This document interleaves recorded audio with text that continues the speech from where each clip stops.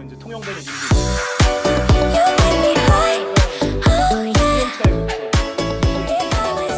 경쟁 기준선이 된다고 이제 표현할 수가 있는 거죠. 이 구간에서는. 그리고 이제 그 약간 밑에 이제 버스는 당연히 이제 대기 시간도 있고 정류장까지 가기도 해야 되니까 좀 더 승용차보다 오래 걸릴 것이고, 그래서 승용차를 이기는 건 없고, 그리고 이제 보라색 곡선 같은 경우는 이제 한 5km, 15km 정도에서 도시철도가 자동차보다 빠른 구간이 보인다. 여기서 이제 어떤 식으로 계산한 건 이제 기본적으로 그 다이어 놓고 그다음에 이제 통상적인 마찰 타러 가는 데까지의 시간들이 있잖아. 15분에서 20분 정도 도시철도. 그 값을 다 입력을 하면은 저런 정도의 곡선이 나옵니다. 그리고 이제 빨간 곡선 같은 경우는 이제 우리 그 인천 가는 그 동인천 급행 같은 것들의 다이아를 넣고 광역 급행으로 이름 붙였고요.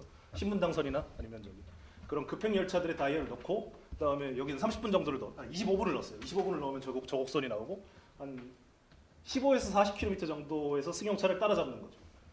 그리고 이제 특급 열차, 그 철도 밖에서는 잘 안 쓰는 용어지만 어쨌든 특급 열차가 그 무궁화 새마을호랑 이제 ITX 청춘 다이얼을 집어넣은 다음에, 그리고 40분 정도의 그 시간이 일괄적으로 다 집어넣으면 저런 곡선이 나옵니다.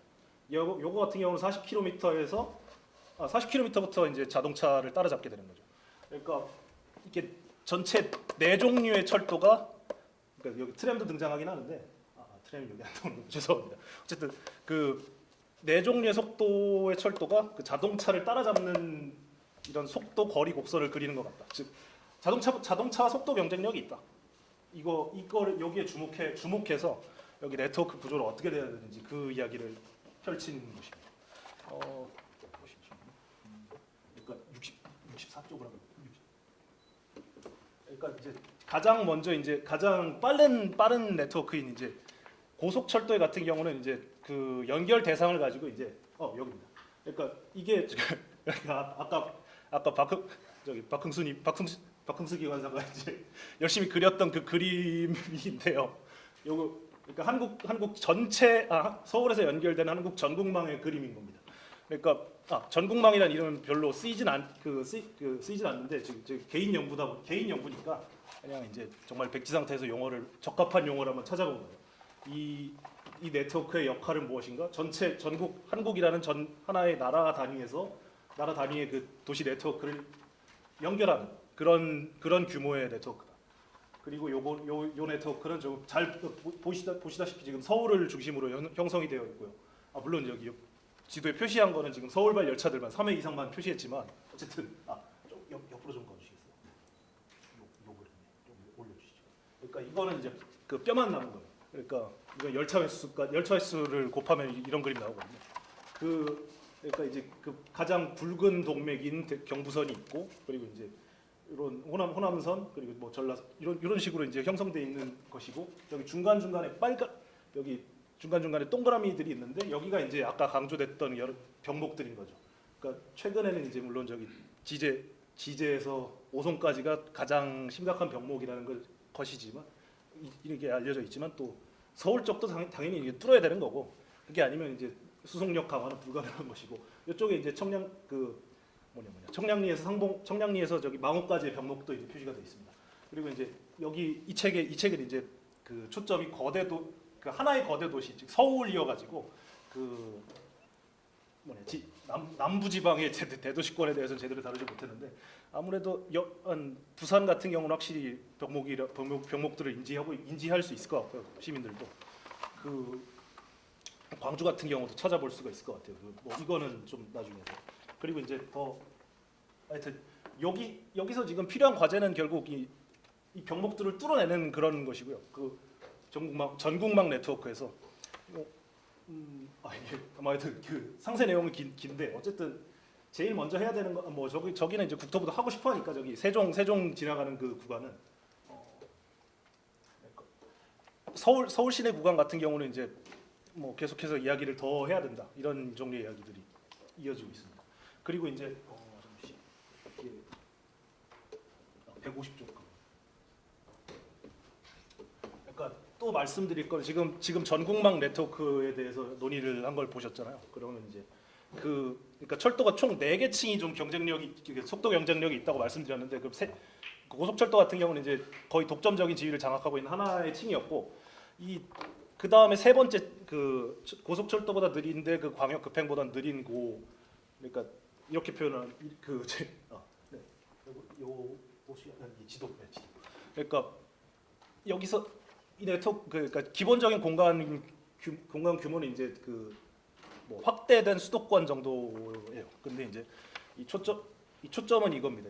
이 정도 범위 그러니까 이게 전체 지름이 그 바깥 동심원 2개 있잖아요. 동심원 2개 중에 바깥쪽 지름까지 해서는 고속철도보다 그러니까 고속철도 같은 경우는 속도가 이제 한 이게 무슨 지수들이 쓰여가지고 조금 설명하기가 좀 오래 걸리겠지만 어쨌든 한 200에서 250 정도의 표정 속도가 나오잖아요. 200km 정도의 표정 속도가 나오잖아요. 그 절반 정도의 속도가 나오는 그 무궁화들, 지금의 무궁화들, ITX 청춘 요런 네트워크들은 이 정도 규모에서 가장 자동차 경쟁력이 있는 걸로 보인다. 속도 측면에서. 그래서 이 확대 수도권의 경우에는 이렇게 지금 현재 있는 네트워크 그리고 이제 이른바 GTX로 이야기되고 있는 그 망들을 종합적으로 종합해 가지고 이제 하나의 네트워크로 만들어야 되는 거 아니에요. 그러니까 여기서 사실은 직접 사실은 그러니까 현재 GTX 이야기를 못 다뤘지만 여기서 사실 GTX 논의에서 굉장히 딱한 부분 중에 하나는 사실 경부선에서 이미 운행되고 있는 우리 특급 열차들이 무궁화 새마을이 GTX랑 사실은 스펙이 거의 같단 말이에요. 뭐 그리고 ITX 청춘 같은 경우는 그냥 사실 그 차를 쓸 거고 거의 사실상 그 차를 쓸 거고 근데 이런 점이 지금 GTX 논의에서는 전혀 반영이 돼 있지 않은 상태여가지고 요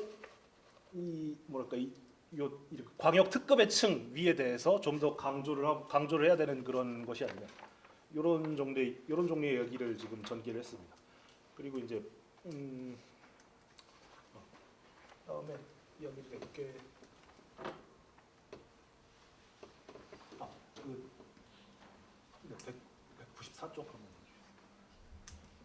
그러니까 지금까지 그러니까 이제 그 다음 층에 이제 도시철도 같은 그 두 개 층이 더 있는데 광역 급행 같은 경우는 크게 사실 또 지금 시간도 많지 않은데 그렇게 설명할 필요는 없을 것 같고 도시철도 같은 경우는 또 특별히 더 할 말이 많지 않겠더라고요.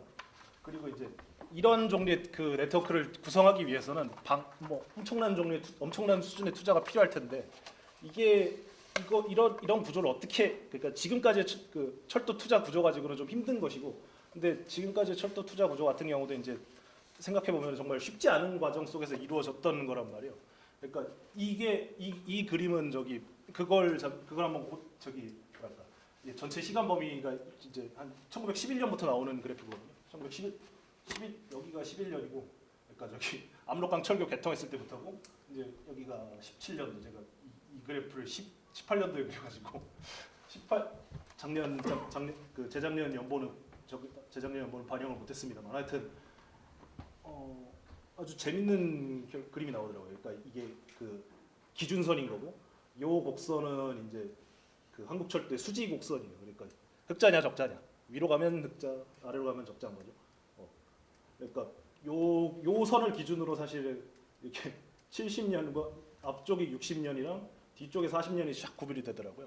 그러니까 요거 같은 경우는 이제 거의 한 1.5배까지 돈을 벌었던 그러니까 여기가 200%고요. 여기가 이제 150% 정도. 그러니까 이 기준선은 그러니까 영업에 100원 들어갔으면은 그때 이해에 그 수익으로 얼마나 얻었냐 그 값들 쫙 뽑아본 겁니다. 여기 그러니까 그 60년 동안에 이제 돈이 어느 정도 수익이 나와서 그걸로 재투자를 하면 됐던 정도의 그런 산업 구조라고 판단을 했어요. 근데 이제 이 70년대부터 이제 상황이 급변하면서 그러니까 사실 이렇게 2개 정도로 나눴는데 적자 40년간을 그러니까 크게 표현하면 이제 한국철도는 흑자 60년과 적자 40년으로 이렇게 한국철도사를 나눠볼 수 있다. 이런 이야기를 하려고 만든 그래프인데 여기서도 2개로 나뉘어지는 거는 이제 약간 요 까만 그래프는 이제 까만 굵은 그래프는 여객 수송량이거든요. 그 92년도를 100%로 해가지고 여객 그 해 인킬로미터가 92년 대비 몇 퍼센트 정도 나오느냐 그 값을 쭉 뽑아본 겁니다. 그리고 얘는 화물 약한 그 연한 화물 연한 친구는 근데 그러니까 92년도까지는 이제 수송량이 늘어가지고 이제 어느 정도 버텼던 걸로 보이고요. 철도가 92년도부터 급격히 수지가 나빠지는데 여기는 이제 철도 수송량이 뭐랄까 조금 감소를 하고 횡보를 하는 그런 상황인 거죠. 그 10여 년 동안. 이때 그리고 이제 이게 그러니까 이선에 지금 이 제일 위에 곡선이 도달하면 이제 철도가 철도 반값 철도가 되는 상황이거든요. 그러니까 철도를 반값에 굴리는 그런 상황. 여기 한 2003년도 4년도의 상황이더라고요. 그러니까 이 시기에 우리 그 투자 구조가 제대로 성립이 안 돼서 뭐랄까 투자 구조가 철도에 대한 투자 구조가 이 시기에 성립이 안 돼서 이제 와르르 무너지다가 이제 고속철도로 겨우 붙잡아서 살려낸 그런 정도의 그래프인 거예요.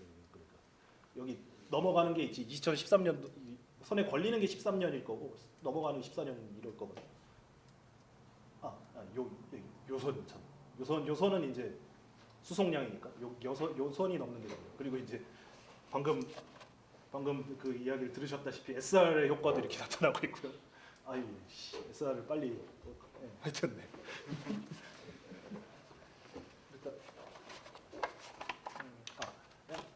요 그래프 가지고 이야기를 계속 드리면 될 것 같아요.